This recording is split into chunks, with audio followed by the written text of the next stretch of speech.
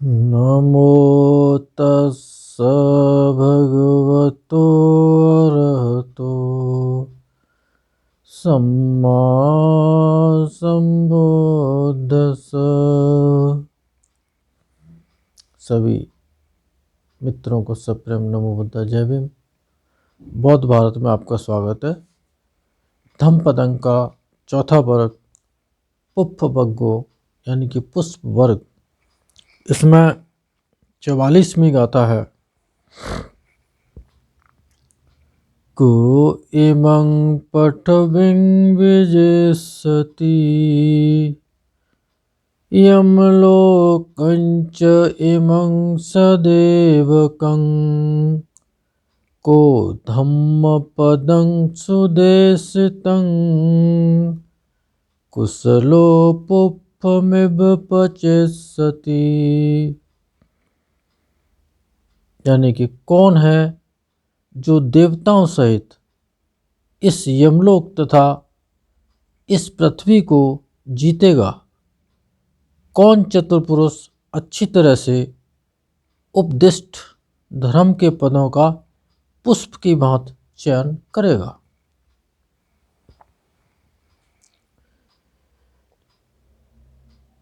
उपदिष्ट धर्म पदों को पुष्प की भांति चयन करेगा। तो कम से कम श्रोतापन्न से लेकर अनंत अवस्था तक के व्यक्ति जो होते हैं वो देवताओं सहित मार यमलोक पर विजय प्राप्त कर लेते हैं और वही पृथ्वी को जीत लेते हैं। और उन्हीं लोगों को, या यूं कहें कि जो आर्य अष्टांगिक मार्ग पर चलते चलते और सत्य को देखते देखते उन्हें निश्चय हो जाता है कि ये धर्म स्वाख्यात है, सांदिष्टिक है, अकालिक है, यही पश्चिक है। यही पश्चिकों का मतलब हुआ कि आओ और देखो। तो जो जो बताया जाता है वो सब दिखता है। तो ये धम्मपद हैं। इन धम्मपदों के धर्म स्वाद को चख करके वो व्यक्ति इनका पुष्प की भांति और चयन करते हैं। जहाँ धम्म की वाणी बोलते हैं, समय समय पर उस स्थिति के हिसाब से इन धर्म की गाथाओं को सुना करके बहुत से लोगों का कल्याण साधते हैं। 45वीं गाथा है। शेखो पटविं विजेष्यति यमलोकञ्च इमं सदेवकं शेखो धम्मपदं सुदेशितं कुशलो पुष्पमिव पचेष्यति। यानी कि सच ही है जो देवताओं सहित इस यमलोक तथा पृथ्वी को जीतेगा। चतुर सच अच्छी तरह से उपदिष्ट धर्म के पदों का पुष्प की भांति चयन करेगा कि वो सच ही है। अरहंत अवस्था वाले जो व्यक्ति होते हैं वो असक्ष होते हैं कि अब उनको शिक्षा की जरूरत है नहीं, उन्होंने अपना काम कर लिया। इस श्लोक पर उन्होंने विजय प्राप्त कर ली। और जो श्रोतापन से लेके अनागामी तक के अवस्था के जो लोग हैं वो भी इस लोक पर विजय प्राप्त कर लेते हैं, लेकिन वो अभी शख्स ही होते हैं।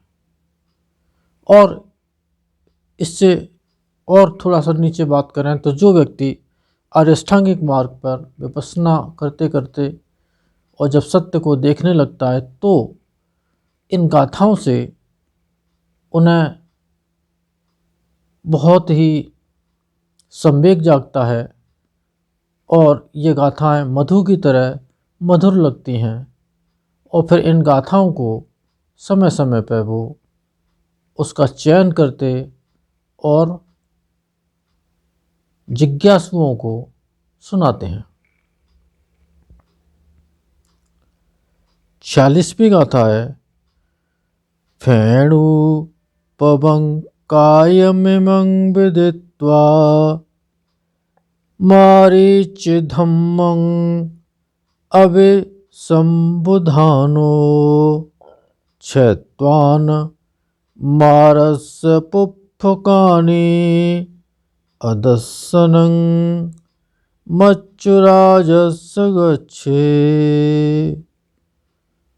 इस काया को फैन के समान या मरुमारीचिका के समान जान, मार के फंदे को तोड़, यमराज को न दिखाई देने वाला बने। ये जो शरीर है इसको झाग के समान या मरुमारीचिका जैसा प्रतीत होता है, यथार्थ में वैसा नहीं होता। जैसे कि रेगिस्तान में जब धूप पड़ती है तो दूर से आँखों को ये धोखा हो जाता है कि अगर आगे जाकर के पानी है, लेकिन वहाँ जाते हैं तो वहाँ पानी नहीं होता है, फिर आगे दिखता है कि वहाँ पानी है। ये जो छलावा है कि ये काया मेरी है और इसमें रहने वाला मैं हूँ, ये मरुमारीचिका के समान है। इसको जब ये जान लेंगे, प्रज्ञा से जान लेंगे कि ये फेन के समान है, मरुमारीचिका के समान है, तो मार के फंदे को तोड़ डालेंगे। तब होगा क्या कि इन 6 इंद्रियों के जो भोग हैं सांसारिक स्तर पर, उनका धीरे धीरे करके त्याग कर दिया जाएगा और वही जो फंदा मार का होता है, जो काम भोग हैं, उनके आस्वाद हैं, वही मार फंदा होता है। और जब उसको त्याग देते हैं तो मार फंदे को भी त्याग देते हैं और उससे मुक्त हो जाते हैं और फिर यमराज नहीं देख सकता है। 47वीं गाथा है पुफ्फानि हैव पचनन्तं व्यासत्तमनसं नरं सुत्तंगामं महोघोव मच्चु आदाय गच्छति। राग आदि। पुष्पों के चुनने में आसक्त आदमी को मृत्यु वैसे ही बहा ले जाती है जैसे सोए हुए गांव को नदी की बाढ़, बड़ी सी बाढ़ नदी की बहा ले जाती है। ये जो 6 इंद्रियों के भोग हैं, उनमें हम अधिक सुख देने वाले को चुनते हैं। वो पुष्पों के बाद चुनने जैसा, जैसे कि बहुत ही खुशबू वाला फूल होगा, उस खुशबू से आसक्त होकर के और उसकी सुंदरता से आसक्त होकर के हम पहले उसको लेते हैं, देखते हैं, सूंघते हैं। उसी प्रकार ये 6 इंद्रियों के जो भोग हैं, वो उनको जो अच्छा समझते हैं, जिसमें ज़्यादा सुख देने वाला समझते हैं, उनके प्रति आसक्ति के कारण हम उनको चुन लेते हैं। तब मृत्यु वैसे ही बहा ले जाता है, फिर हम मार के फंदे में पड़े होते हैं और फिर हमें वो चाहे जब बहा ले जाएगा, जैसे सोए हुए गांव को नदी का बाढ़। 48वीं गाथा है पुफ्फानि हैव पचनन्तं व्यासत्तमनसं नरं अतितं येव कामेषु अंतको कुरते वसं। राग आदि। पुरुषों के चुनने में आसक्त आदमी को यमराज काम भोगों में अतृप्त व्यवस्था, काम भोगों से काम भोगों में अतृप्त अवस्था में ही अपने बस में कर लेता है। और ये जो काम भोग हैं ठीक मरुमारीचिका की तरह से हैं कि वो इकट्ठे नहीं हो सकते। उनका स्वभाव थोड़ी सी देर के लिए सुख देने वाला हो सकता है, लेकिन वो भी छलावा होता है। जो सुख जिसकी आशा करते हैं वो वैसा नहीं होता है, और होता है तो भी क्षणिक होता है और समाप्त हो जाता है और फिर दुख ही दे जाता है। इस तरह से अतृप्त ही रहते हैं, और अतृप्त होने की वजह से मार अपने बस में कर लेता है, और वही अतृप्त अवस्था ही मार अवस्था बन जाती है। 49वीं गाथा है, यथापि भ्रमरोपफं वर्णगन्धं अहेठयं पलते रसमादाय एवं गामे मुनिचरे। जिस प्रकार फूल के वर्ण या गंध को बिना हानि पहुँचाए भ्रमर रस को लेकर के चल देता है, उसी प्रकार मुनि गांव में विचरण करे। जिस प्रकार भ्रमर पुष्प को बिना हानि पहुँचाए, गंध को भी बिना हानि पहुँचाए, उसे केवल रस चाहिए होता है, उसका पराग चाहिए होता है, केवल उसको लेता है और वो चल देता है। ठीक उसी प्रकार से इस काया और चित्त के स्पर्श के कारण जो सत्य प्रदर्शित होता है, संवेदनाओं के आधार पर अनित्य बोध, अनात्म बोध, सिर से लेके पैर तक हम यही काम करते हैं, तो न तो चित्त को हानि होती है और न काया को हानि होती है, और हमें सत्य मिल जाता है। वही रस जो फूल में से भ्रमर की जो उपमा यहाँ पर दी है भगवान ने, वो रस वही रस है जो सत्य है, जो अनित्य बोध है, अनात्म बोध है।